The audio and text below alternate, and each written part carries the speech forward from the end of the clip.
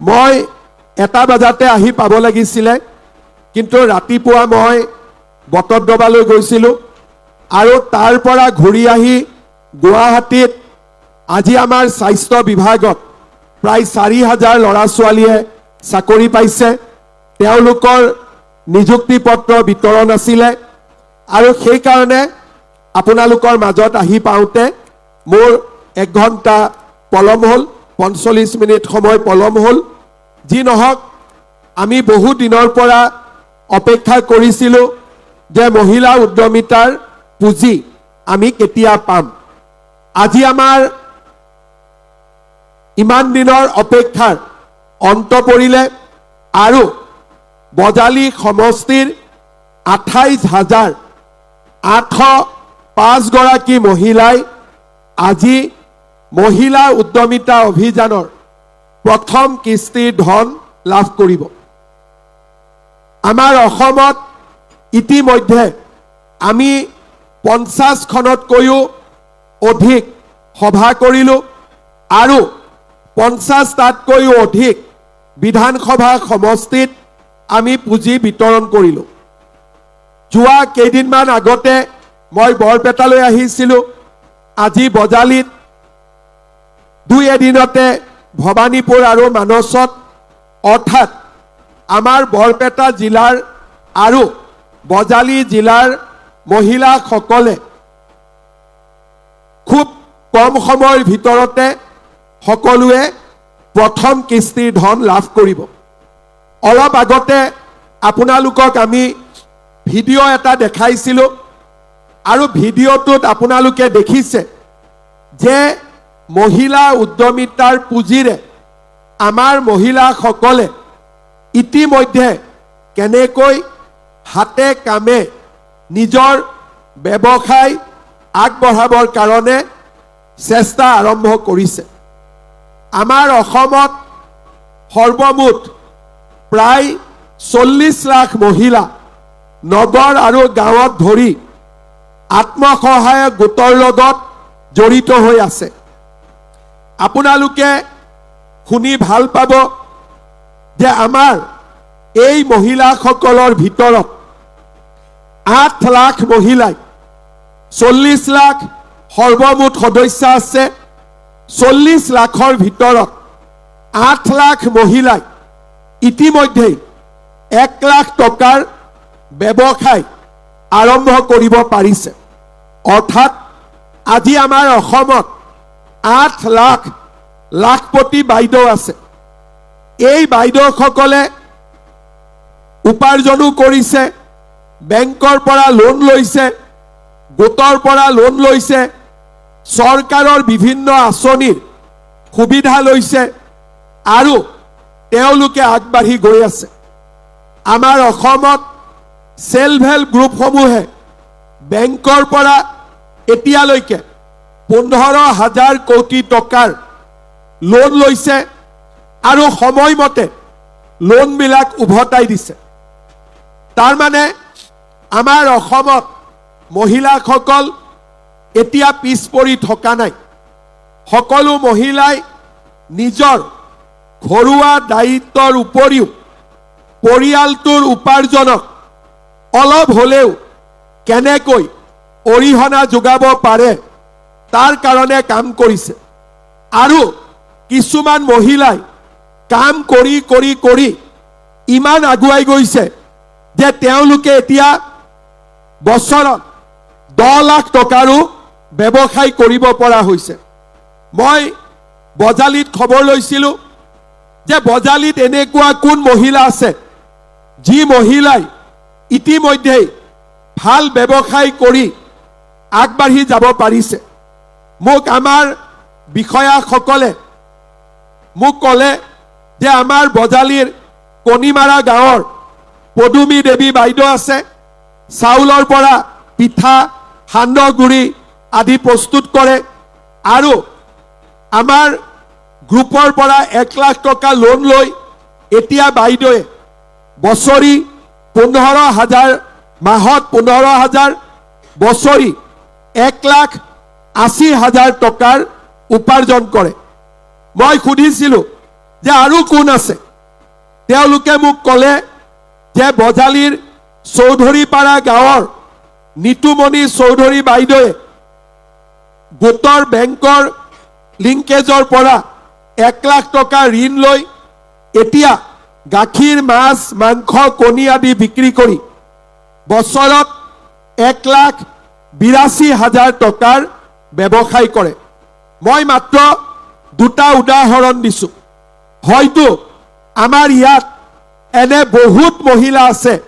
যোনে এনেকৈ কিবা নহয় কিবা এটা ব্যৱসায় আৰম্ভ কৰিছে আৰু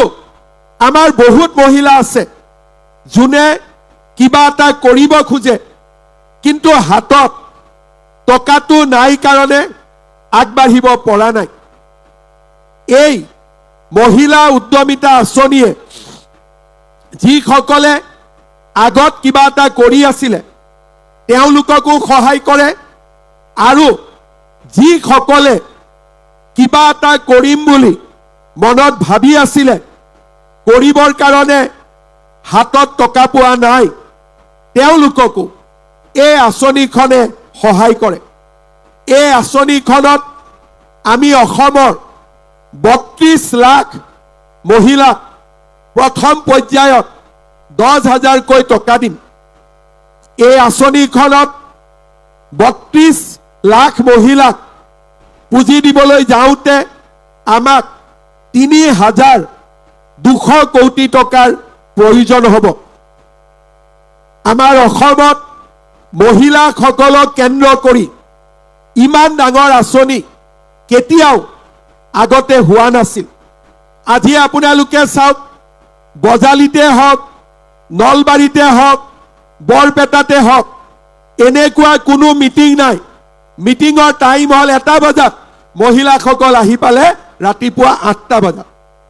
আগতে কোনবা মিটিঙত আহিছিল নেকি ইমান ৰাতিপুৱাই আহাতো নাই তাৰ মানে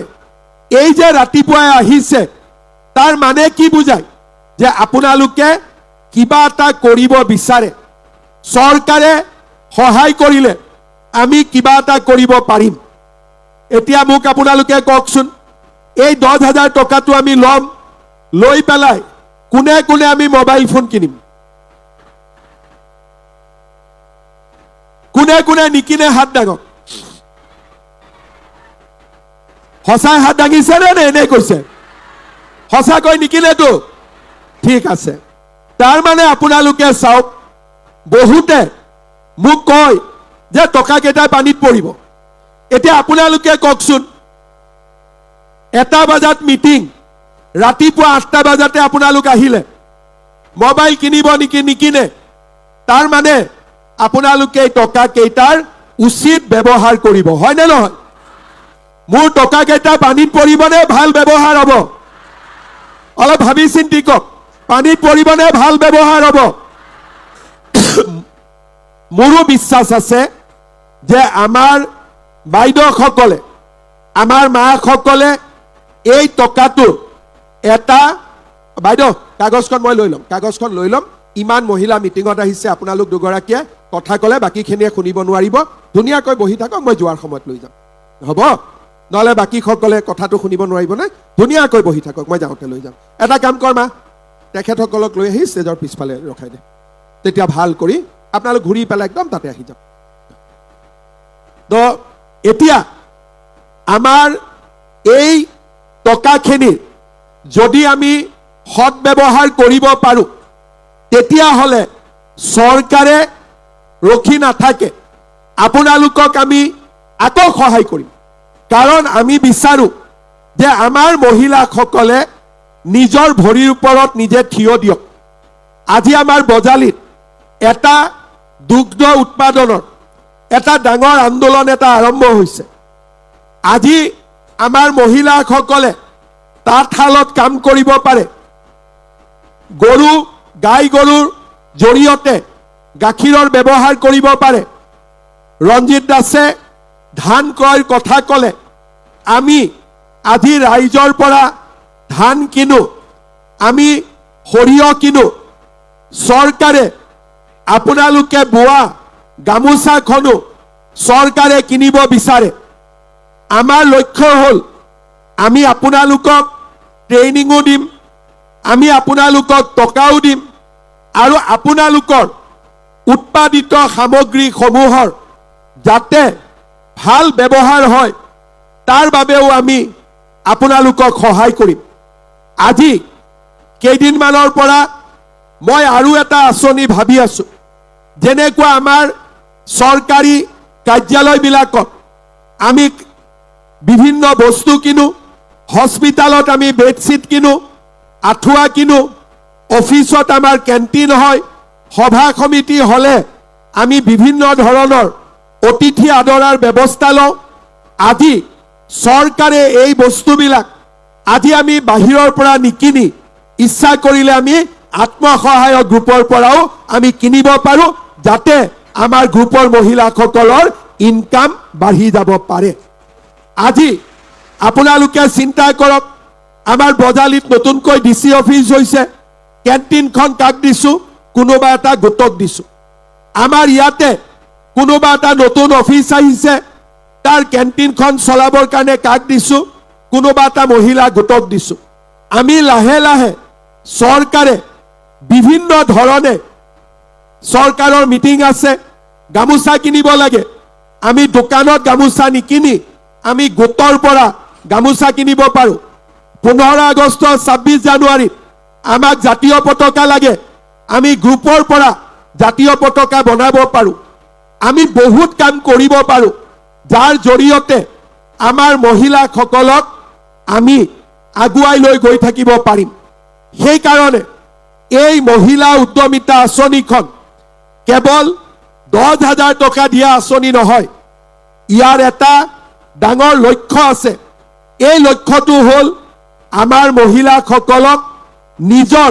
ভৰিৰ ওপৰত থিয় কৰোৱা আৰু আজি আমি সেই উদ্দেশ্যত সফল হৈছো যি সমষ্টিত আমি টকা দিছিলো তাতে আমি খবৰ ৰাখিছো 100 গৰাকীৰ 95 গৰাকী মহিলাই এই টকা ভাল কামত ব্যৱহাৰ কৰিছে আমি যতে গৈছো মহিলাসকলক কৈছো যে এই টকাটো আপোনালোকে তিনিটা কামত ব্যৱহাৰ কৰিব এটা হ'ল টকাটো আজি আমি পালো নিজৰ নিজৰ গ্ৰুপত আমি টকাটো জমা দিলো 1 লাখ হ'ল 1 লাখ টকা দি যোন মেম্বাৰক যেতিয়া প্ৰয়োজন আমি ঋণ দিব পাৰিম আৰু আমাৰ গ্ৰুপৰ ব্যৱসায় চলি থাকিব দ্বিতীয়তে বুলে মই গ্ৰুপত টকাখিনি নিদিও কোনো কথা নাই তেতিয়া হলে টকাটো আপোনালোকে কি কৰিব বুলে মই নিজে কিবা এটা কৰিম সিলাই মেচিন কিনিম গাই গৰু কিনিম ছাগলীৰ ব্যৱসায় কৰিম যি কৰে মাত্ৰ আপোনালোকে টকাটো কিবা এটা ভাল ব্যৱসায়ত টকাটো আপোনালোকে খৰচ কৰিব লাগিব 3 নম্বৰ বুলে মই গোটত নিদিও আৰু নিজেও কিবা এটা কৰিব ভয় লাগে তেতিয়া আমি কি কৰিম আমাৰ হাজবেণ্ডৰ কিবা এটা ভাল ব্যৱসায় আছে বা তেওঁলোকে ঘৰৰ কিবা এটা ব্যৱসায় স্থাপন কৰিছে দোকান আছে ৰিক্সা আছে ঠেলা আছে সৰু ব্যৱসায় কৰে গাখীৰ বিক্ৰী কৰে হাজবেণ্ডৰ ব্যৱসায়ত এই টকাটো আপোনালোকে লগাই দিয়ক আমাৰ কোনো আপত্তি নাই কাৰণ ঘৰখন মানে গিৰিয়েক ঘৈণীয়েক বেলেগ নহয় গিৰিয়েক ঘৈণীয়েক এটাই ঘৰ যদি মই গ্ৰুপত নিদিও ঠিক আছে নিজে কৰিব নোৱাৰো ঠিক আছে তেতিয়া হলে আমি কি কৰিম আমাৰ হাজবেণ্ডৰ লগত লগ লাগি আমি কিবা এটা ভাল কামত টকাটো ব্যৱহাৰ কৰিম কেইটামান দিন যোৱাৰ পিছত আমি আপোনালোকৰ ঘৰত আহিম আৰু আপোনালোকক আমি খুদিম যে এই টকাটো আপোনালোকে ক'ত ব্যৱহাৰ কৰিলে বুলে ধাৰ আছিল ধাৰ মাৰি দিলো বুলে বিহু আহি পালে গতিকে নিজে ভাল শাৰী মেখেলা চাদৰ এখন ললো ঠিক আছে হৈ গল কিন্তু জুনে আমাক কব যে মুখ্যমন্ত্ৰীয়ে কৈ যোৱাৰ দৰে মামাই কৈ যোৱাৰ দৰে যেনেকে কৈছিলে আমি টকাটো তেনেকে ব্যৱহাৰ কৰিছো আপোনালোকক ইয়াতে মাতি আনি আমি আৰু 25,000 টকাকৈ আপোনালোকক আমি দিম কোনে কোনে 25,000 ল'ব পাৰিব হাত দাঙক সবেই পাৰিব মোৰটো বহুত টকা খৰচ হৈ যাব আচ্ছা কোনে কোনে বোলে ঠিক আছে মামাৰ ইমান টকা খৰচ হ'ব মামা কষ্ট নিদিও 10,000 টো আমি খাই দিম 25,000 আমাক দিব নালাগে তেনেকুৱা কোন কোন মহিলা আছে হাত দাঙক কোনো নাই তাৰ মানে মই 25,000 দিব লাগিব আৰু লাগিবই ঠিক আছে 25,000 ভাল কৰি খৰচ কৰাৰ পিছত তৃতীয় বছৰত আমি আপোনালোকক 50,000 টকাকৈ আমি আপোনালোকক দিম 50,000 নোলোৱা মানুহ আছে নে নাই কোনে কোনে 50,000 নলয় হাত দাঙক বাইদেউ সকলক নালাগে 50,000 আচ্ছা ভুলতে হাত দাঙিছিলে কাক কাক 50,000 লাগিব হাত দাঙক লাগিব ঠিক আছে কিন্তু 50,000 আৰু 25,000 পাবলৈ ঘৰত কিন্তু বাচ্চা তিনটাতকৈ ওপৰত হ'ব নোৱাৰিব হ'বনে নাই হেতু আকৌ কোনবাই মোক কৈ দিব যে আমিতো নহয় বুলিয়ে ভাবিছিলো আল্লাহ দি দিলে কি কৰিম হেতুটো আৰু গণ্ডগোল হ'ব কাৰণ মই কেইদিনমান আগতে এজন মানুহক লগ পাই সুধিলো যে তোৰ বাচ্চা কেইটা বাবা বোলে 8টা কেনেকে হল বাচ্চা বোলে কবই নোৱাৰিলো আল্লাহ দি দিলে বলো আল্লাহৰ লগত কি কথা পাতিলে আপুনি সপোনত আল্লাহ আহিছিলে নেকি বোলে অহা নাই আল্লাহৰ লগত কথা বতৰা হল নেকি বোলে হোৱা নাই তেলে আল্লাহ আহি কেনেকৈ দিলে তেতিয়া উত্তৰটো নাই তাৰ মানে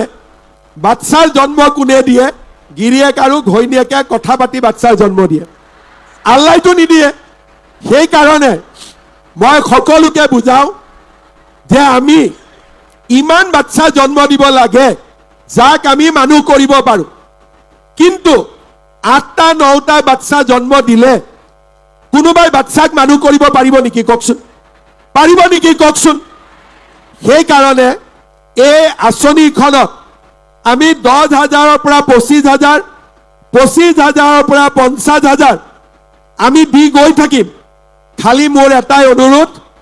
আল্লাহক বদনাম কৰি যাতে আমি বাচ্চা জন্ম নিদিওঁ ভাল কথা কৈছো নে নাই কোৱা মই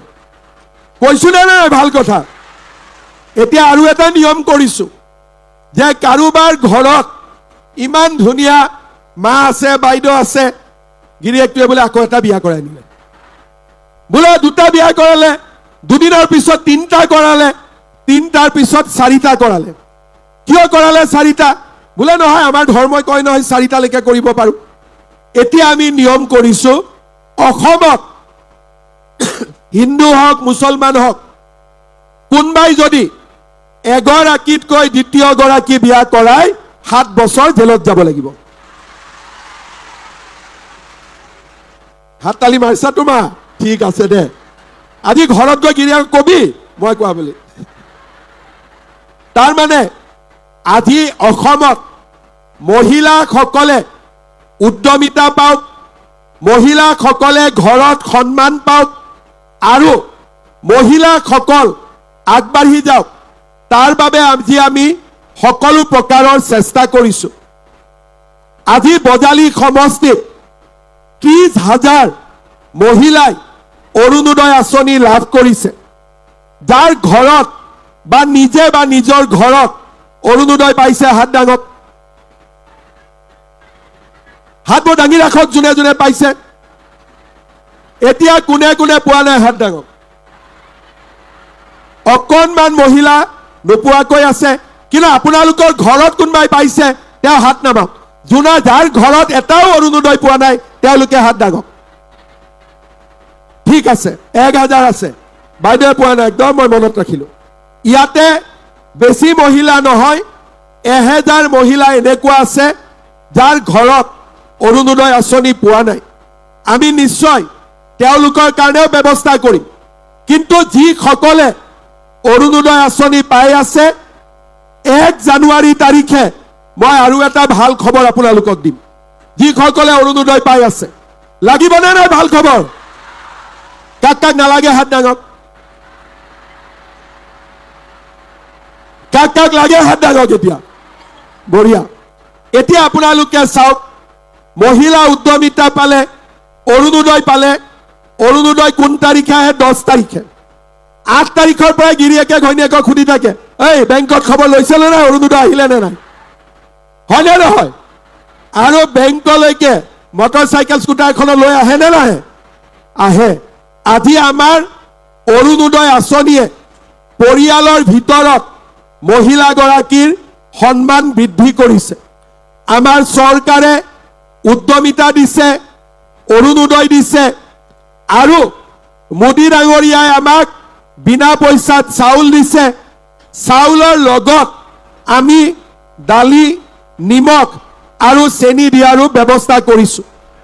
1 কেজি দালি 1 কেজি নিমখ 1 কেজি চেনি আমি 117 টকাত দিওঁ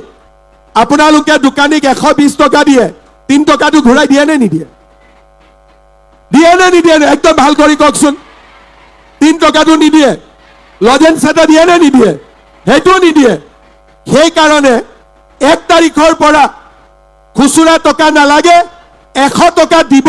1 কেজি দালি 1 কেজি নিমখ 1 কেজি চেনি ঘৰত লৈ আহিব কোনে কোনে এতিয়ালৈকে দালি নিমখ চেনি চৰকাৰে দিয়াৰ পিছত কিনিলে হাত দাঙকচোন সবে কিনিলে আপোনালোকে কিনা নাই এতিয়াও কিনিছে এইফালে কিনিছে নে নাই আচ্ছা এটা কথা মোক কওক দালিবোৰ ভাল নে বেয়া নিমখ বিলাক ভাল নে বেয়া চেনিটো ভাল নে বেয়া মই আপোনালোকক কিয় সুধি দিলো মাজে মাজে প্ৰেছৰ মানুহবিলাকে লিখি থাকে দালিটো বেয়া নিমখটো বেয়া চেনিটো বেয়া আসলতে ভাল নে বেয়া পাক্কা ভালটো ঠিক আছে 1 তাৰিখৰ পৰা আপোনালোকে 100 টকাত 1 কেজি দালিও পাব 1 কেজি নিমখও পাব 1 কেজি চেনিও পাব অহাবাৰ বিজেপিক জিকাই দিব কিজানি 100 টকাটো নোলোৱা হৈ যাওক হয়নে নহয় বিজেপিক ভোট দিব নে নিদিয়ে কোনে কোনে নিদিয়ে হাত দাঙকচোন কোনে কোনে নিদিয়ে হাত দাঙক আচ্ছা বিজেপিক কোনে কোনে ভোট দিব এবাৰ হাত দাঙক পাক্কা দিব আজি যে হাত দাঙিছে মনত থাকিব নে নাই ইলেকশ্যনলৈকে মনত থাকিব পাক্কা থাকিব ঠিক আছে আৰু এগৰাকী মহিলাক মই এইটো দায়িত্ব দিছো আপোনালোকেতো বিজেপিক দিবই ঘৰৰ মানুহজনেও যাতে বিজেপিক দিয়ে এইটো পাৰিব নে নোৱাৰিব পাৰিব পাক্কা পাৰিব আচ্ছা কোনে কোনে নোৱাৰিব কোনে কোনে নিজৰ ঘৰৰ মানুহজনকো বিজেপিত ভোট দিয়াব পাৰিব হাত দাঙক বাপৰে মহিলাৰ বিৰাট পাৱাৰ আছে আমাৰ বজালিত মহিলাৰ আত্মবিশ্বাস বহুত আছে 25,000 ল'ব পাৰিব 50,000 ল'ব পাৰিব আৰু মই বিশ্বাস কৰো আমাৰ বজালিৰ বহুত মহিলা লাখপতি বাইদেউ হ'ব পাৰিব তাক মই বিশ্বাস কৰো আপোনালোকে ধুনীয়াকৈ এই টকাৰ উচিত ব্যৱহাৰ কৰক মই কথা দিছো মোক বিশ্বাস কৰে নে নকৰে লাহেকৈ কৈছে নেকি কৰে নে নকৰে ডাঙৰ কৰি কওক কৰে 25,000 পাব 50,000 পাব আৰু আপোনালোকক আমি লাখপতি বাইদেউ বনাবৰ কাৰণে পুৰা চেষ্টা কৰিম আপোনালোকে মাত্ৰ চৰকাৰক সহযোগিতা কৰিব হ'ব এতিয়া 8টা বজাতে আপোনালোক আহিছে যাব লাগিব দূৰলৈকে কিন্তু চেকখন লৈ নগলে ঘৰত জুকাব আজি গতিকে চেকখনো লৈ যাব লাগিব আমি সোনকালে যাতে চেকখন পাই যায় তাৰ কাৰণে আমি কি কৰিম আমাৰ ভিঅ বাইদেউক মাতি আনি আমি চেকৰ টোপোলাটো দি দিম এটা ভিঅত কিমানটা গ্ৰুপ থাকে 20টা 22টা এতিয়া গোটৰ সভাপতিসকলে হাত দাঙক এই গোটৰ সভাপতিসকল কাউণ্টাৰত যাব ঠিক আছে বাইদেউ আপোনালোকে 10খন চেক লৈ আহিব আৰু আমাৰ মেম্বাৰসকল ইয়াতে বহি থাকিব চেকখন আপোনালোকে হাতত তুলি দিব তাৰ মানে আমি ভিঅক দিম ভিঅই গোটৰ সভাপতিক দিব গোটৰ সভাপতিয়ে আমাৰ বাইদেউসকলক চেকখন গতাই দিব 1 ঘণ্টাৰ ভিতৰতে সুন্দৰ কৰি সকলো আই মাতৃয়ে চেক পাই যাব আৰু আপোনালোকে 4টা বজাত ইয়াৰ পৰা যাবগৈ পাৰিব। আজি আপোনালোকক মই আকৌ এবাৰ ধন্যবাদ জনাইছো আৰু ইমান ধুনীয়াকৈ এই মিটিংখন অৰ্গেনাইজ কৰাৰ কাৰণে ৰঞ্জিত দাস ডাঙৰীয়াক এটা হাত চাপৰি মাৰি আশীৰ্বাদ দিবলৈ অনুৰোধ কৰিছো। আজি আপোনালোকক মই এটা কথা কম যে ৰঞ্জিত দাস ডাঙৰীয়াৰ প্ৰচেষ্টাত যোৱা 5 বছৰত আমাৰ বজালী সমষ্টিত বিভিন্ন কাম হ'ল। বিশেষকৈ পাঠশালাই এইবাৰ যিমান ধুনীয়াকৈ সাহিত্য সভা পাতিলে ই গোটেই অসমতে পাঠশালাৰ নাম বহু বৃদ্ধি কৰিলে। আজি আমাৰ বজালী সমষ্টিত 30,651 গৰাকী মহিলাক অৰুণোদয় আঁচনিৰ সুবিধা দিয়া হৈছে। 4,360 গৰাকী ছাত্ৰীয়ে নিযুত মইনা আঁচনি পাইছে। 44,000 পৰিয়ালে ৰেচন কাৰ্ড পাইছে। আমাৰ বজালী সমষ্টিত ৰঞ্জিত দাস ডাঙৰীয়াৰ নেতৃত্বত 294 কিলোমিটাৰ ৰাস্তা হৈছে। জালুকবাৰীতো ইমান হোৱা নাই যিমান বজালীত ৰঞ্জিত দাই কৰিছে। 295 কিলোমিটাৰ। আপোনালোকে চিন্তা কৰক, 295 কিলোমিটাৰ আৰু তাৰ লগতে 45খন দলং আজি নিৰ্মাণ কৰা হৈছে। সৰ্থেবাৰী পাঠশালাৰ ৰাস্তা হৈছে হাদেৰীৰ পৰা গেৰুৱাপাৰালৈ আজি ৰাস্তাৰ নিৰ্মাণ কৰা হৈছে। মই পুনৰ এবাৰ বজালীৰ এই উন্নয়নৰ বাবে পুনৰ এবাৰ ৰঞ্জিত দাস ডাঙৰীয়াক ধন্যবাদ আৰু অভিনন্দন জনাইছো। শ্ৰদ্ধাৰ ৰাইজ, এনেকৈ আপোনালোকে আমাক সহায় কৰিব। MP ফণীভূষণ চৌধুৰী ডাঙৰীয়া, ৰঞ্জিত দাস ডাঙৰীয়া, আমি সকলোৱে লগ হৈ আপোনালোকৰ কাৰণে কাম কৰি গৈ থাকিম আৰু বজালী সমষ্টিক আগবঢ়াই লৈ গৈ থাকিম। মোৰ লগত আকৌ এবাৰ সকলোৱে ক'ব, ভাৰত মাতা কি, ভাৰত মাতা কি, নৰেন্দ্ৰ মোদী। বহুত বহুত ধন্যবাদ। জয় হিন্দ, বন্দে মাতৰম।